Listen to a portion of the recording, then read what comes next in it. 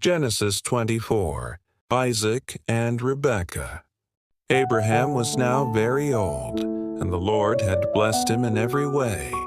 He said to the senior servant in his household, the one in charge of all that he had, "Put your hand under my thigh.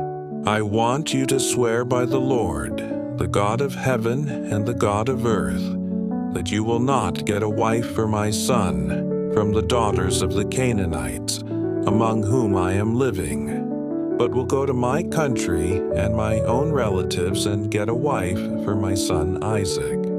The servant asked him, "What if the woman is unwilling to come back with me to this land? Shall I then take your son back to the country you came from?" "Make sure that you do not take my son back there," Abraham said. "The Lord, the God of heaven, who brought me out of my father's household and my native land, and who spoke to me and promised me on oath, saying, 'To your offspring I will give this land,' he will send his angel before you so that you can get a wife for my son from there. If the woman is unwilling to come back with you, then you will be released from this oath of mine. Only do not take my son back there." So the servant put his hand under the thigh of his master Abraham and swore an oath to him concerning this matter. Then the servant left, taking with him 10 of his master's camels loaded with all kinds of good things from his master. He set out for Aram Naharaim and made his way to the town of Nahor. He had the camels kneel down near the well outside the town. It was toward evening, the time the women go out to draw water. Then he prayed, "Lord, God of my master Abraham, make me successful today, and show kindness to my master Abraham. See, I am standing beside this spring, and the daughters of the townspeople are coming out to draw water. May it be that when I say to a young woman, 'Please let down your jar that I may have a drink,' and she says, 'Drink, and I'll water your camels too,' let her be the one you have chosen for your servant Isaac. By this I will know that you have shown kindness to my master." Before he had finished praying, Rebekah came out with her jar on her shoulder. She was the daughter of Bethuel son of Milcah, who was the wife of Abraham's brother Nahor. The woman was very beautiful, a virgin. No man had ever slept with her. She went down to the spring, filled her jar, and came up again.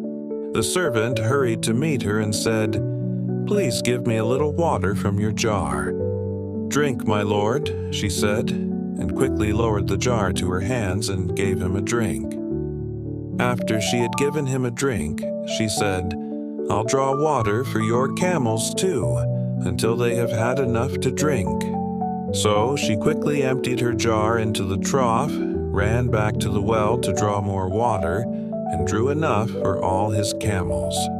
Without saying a word, the man watched her closely to learn whether or not the Lord had made his journey successful. When the camels had finished drinking, the man took out a gold nose ring weighing a beka and 2 gold bracelets weighing 10 shekels. Then he asked, "Whose daughter are you? Please tell me, is there room in your father's house for us to spend the night?" She answered him, "I am the daughter of Bethuel, the son that Milcah bore to Nahor." And she added, "We have plenty of straw and fodder, as well as room for you to spend the night." Then the man bowed down and worshipped the Lord, saying, "Praise be to the Lord, the God of my master Abraham, who has not abandoned his kindness and faithfulness to my master. As for me, the Lord has led me on the journey to the house of my master's relatives." The young woman ran and told her mother's household about these things. Now Rebekah had a brother named Laban, and he hurried out to the man at the spring. As soon as he had seen the nose ring and the bracelets on his sister's arms, and had heard Rebekah tell what the man said to her, he went out to the man and found him standing by the camels near the spring. "Come, you who are blessed by the Lord," he said. "Why are you standing out here? I have prepared the house and a place for the camels." So the man went to the house, and the camels were unloaded. Straw and fodder were brought for the camels, and water for him and his men to wash their feet. Then food was set before him, but he said, "I will not eat until I have told you what I have to say." "Then tell us," Laban said. So he said, "I am Abraham's servant. The Lord has blessed my master abundantly, and he has become wealthy. He has given him sheep and cattle, silver and gold, male and female servants, and camels and donkeys. My master's wife Sarah has borne him a son in her old age, and he has given him everything he owns. And my master made me swear an oath and said, 'You must not get a wife for my son from the daughters of the Canaanites, in whose land I live, but go to my father's family and to my own clan, and get a wife for my son.' Then I asked my master, 'What if the woman will not come back with me?' He replied, 'The Lord, before whom I have walked faithfully, will send his angel with you and make your journey a success, so that you can get a wife for my son from my own clan and from my father's family. You will be released from my oath if, when you go to my clan, they refuse to give her to you, then you will be released from my oath.'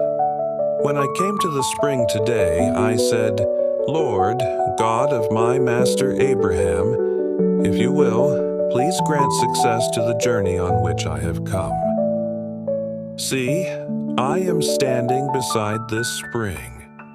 If a young woman comes out to draw water, and I say to her, "Please let me drink a little water from your jar," and if she says to me, "Drink, and I'll draw water for your camels too," let her be the one the Lord has chosen for my master's son." Before I finished praying in my heart, Rebekah came out with her jar on her shoulder. She went down to the spring and drew water, and I said to her, "Please give me a drink." She quickly lowered her jar from her shoulder and said, "Drink, and I'll water your camels too." So I drank, and she watered the camels also. I asked her, "Whose daughter are you?" She said, "The daughter of Bethuel, son of Nahor, whom Milcah bore to him." Then I put the ring in her nose and the bracelets on her arms, and I bowed down and worshipped the Lord. I praised the Lord, the God of my master Abraham, who had led me on the right road to get the granddaughter of my master's brother for his son. Now, if you will show kindness and faithfulness to my master, tell me, and if not, tell me, so I may know which way to turn." Laban and Bethuel answered, "This is from the Lord. We can say nothing to you one way or the other. Here is Rebekah. Take her and go, and let her become the wife of your master's son, as the Lord has directed." When Abraham's servant heard what they said, he bowed down to the ground before the Lord. Then the servant brought out gold and silver jewelry and articles of clothing and gave them to Rebekah. He also gave costly gifts to her brother and to her mother. Then he and the men who were with him ate and drank and spent the night there. When they got up the next morning, he said, "Send me on my way to my master." But her brother and her mother replied, "Let the young woman remain with us 10 days or so. Then you may go." But he said to them, "Do not detain me, now that the Lord has granted success to my journey. Send me on my way so I may go to my master." Then they said, "Let's call the young woman and ask her about it." So they called Rebekah and asked her, "Will you go with this man?" "I will go," she said. So they sent their sister Rebekah on her way, along with her nurse and Abraham's servant and his men. And they blessed Rebekah and said to her, "Our sister, may you increase to thousands upon thousands. May your offspring possess the cities of their enemies." Then Rebekah and her attendants got ready and mounted the camels and went back with the man. So the servant took Rebekah and left. Now Isaac had come from Beer Lahai Roi, where he was living in the Negev. He went out to the field one evening to meditate, and as he looked up, he saw camels approaching. Rebekah also looked up and saw Isaac. She got down from her camel and asked the servant, "Who is that man in the field coming to meet us?" "He is my master," the servant answered. So she took her veil and covered herself. Then the servant told Isaac all he had done. Isaac brought her into the tent of his mother Sarah, and he married Rebekah. So she became his wife, and he loved her. And Isaac was comforted after his mother's death.